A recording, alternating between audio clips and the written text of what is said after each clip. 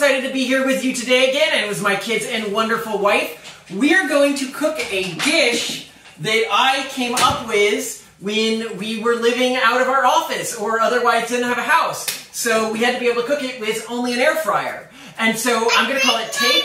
So here, this... Thanks, buddy. What do you need with milk? Can I have... Oh, you want whipped cream? No, you have to finish this, buddy. Eat your pineapple. Okay, so this dish, you can see the ingredients I have here. Peppers, asparagus, onion, and sausage. We got a jalapeno and a Hungarian pepper, but really any sort of peppers, if you don't like spicy, you can use bell peppers. The asparagus, I think, are really useful in this dish. And the reason why we're choosing sausage is because I can cut it without it falling down the cracks in the air fryer. More spoons first. Which is very important when you were doing air fryer dishes. Now, a quick lesson on what an air fryer is, how it works, and why we use it. It's useful to understand why different cooking techniques work the way they do.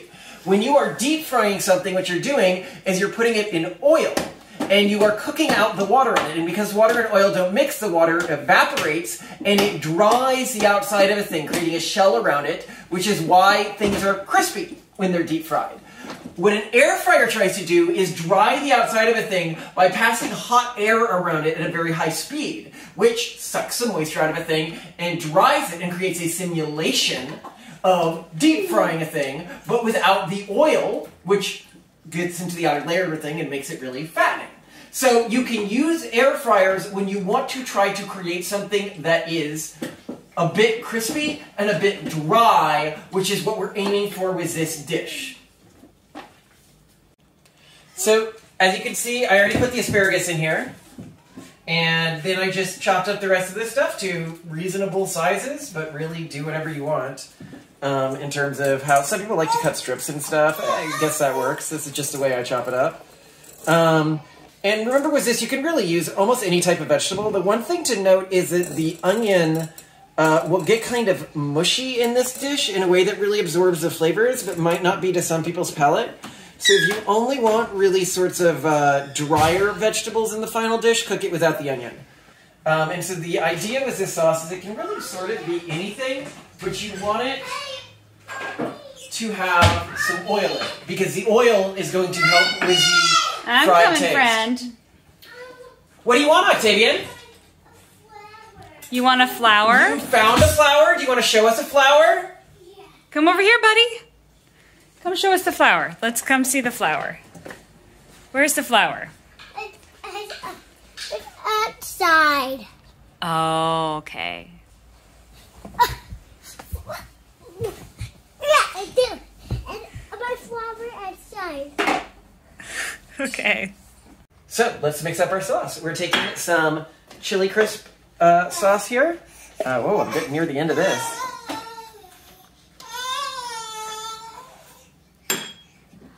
Titan, are you hungry? All right, your dinner's next. And then we are taking some pesto sauce. Mommy.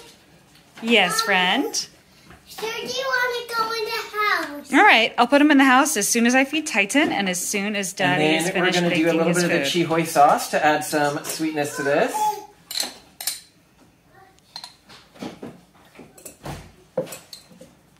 Then I'm going to put in a little bit of garlic. Then what I'm going to do is put in a little bit of MSG. I'm going to mix this together. Then I'm going to pour it in here, and we're going to mix all this around. And then after it's mixed around before it goes in, I'm going to put a little bit of karahi powder on top. So you can see I mixed together a little thing of the sauce here. So we pour this in. Here. Then I throw in a little bit of MSG. And then I Professor, no. Throw in a larger amount of karahi.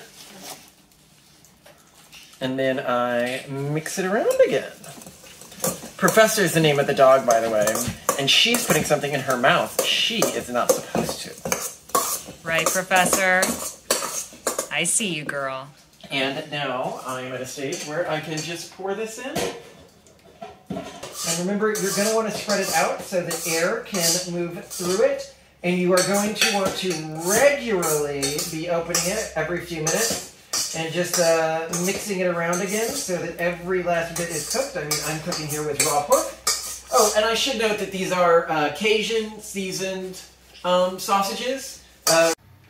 My wife says shaking it up looks more visually good, but I'm not that talented of a chef, so I'm just going to mix. Sad. I'm sorry, I lack my shaky skills.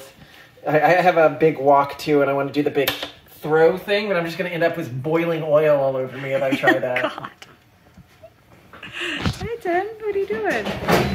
Hi. Couple more bites, right? Yeah. Good job. Yum. Octavian, guess what? Dada just finished making... I guess we'll call it take. Okay. So I'm going to call this take, and it looks delicious, so we'll give it a try. I don't want this. Come out. Mm. Honestly, could use a little bit more flavoring next time. Do you want to give it a try, Simone? I'm just going to grab with my little... Okay. I'm going to grab some of the onion and asparagus. We're walking on a phone. No, could use more flavoring, but it has a nice, I want to see. It's got a big aftershock.